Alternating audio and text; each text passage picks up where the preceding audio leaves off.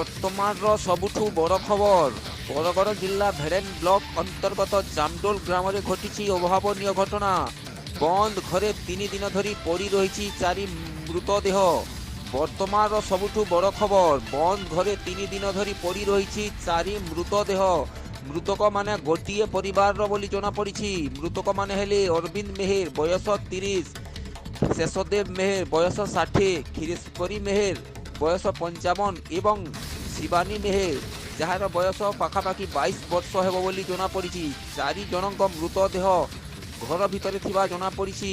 ଅରବିନ୍ଦ ଘର ଭିତରେ ଫାଶୀରେ ଲାଗିଥିବା ବେଳେ ଅନ୍ୟ 3 ଜଣଙ୍କ ମୃତଦେହ ଖଟ ଉପରେ ଥିବା ଓ ଦେହରେ ବିଭିନ୍ନ ସ୍ଥାନରେ କ୍ଷତ ବିକ୍ଷତ ହୋଇ ରକ୍ତ ଝରି ପଡ଼ୁଥିବା ଦେଖିବାକୁ ମିଳିଛି।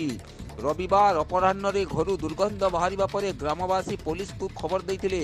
ପୋଲିସ ପହଞ୍ଚି ତାଲା ଭାଙ୍ଗିବା ପରେ ମୃତ ଦେହମାନେ ପଡ଼ିଥିବା ଦେଖିବାକୁ ମିଳିଥିଲା। ଗୋଟିଏ ପରିବାରର ସମସ୍ତେ ମରି ପଡ଼ିଥିବା ଏହା ଜାମଡୋଲ ଅଞ୍ଚଳରେ ନୂଆ ଘଟଣା ଅଟେ। ଭେଡ଼େନ ଥାନା ଅଧିକାରୀ ସଙ୍ଗୀତା ମହାପାତ୍ରଙ୍କ ସମେତ ଥାନାର ସମସ୍ତ ଷ୍ଟାଫ ଘଟଣାସ୍ଥଳକୁ ଯାଇଥିଲେ ମଧ୍ୟ ଦଳ ଆସିବା ପରେ ଘଟଣାର ପ୍ରକୃତ ରହସ୍ୟ ଉନ୍ମୋଚନ ହେବ ବୋଲି ଥାନା ଅଧିକାରୀ ସୂଚନା ଦେଇଛନ୍ତି।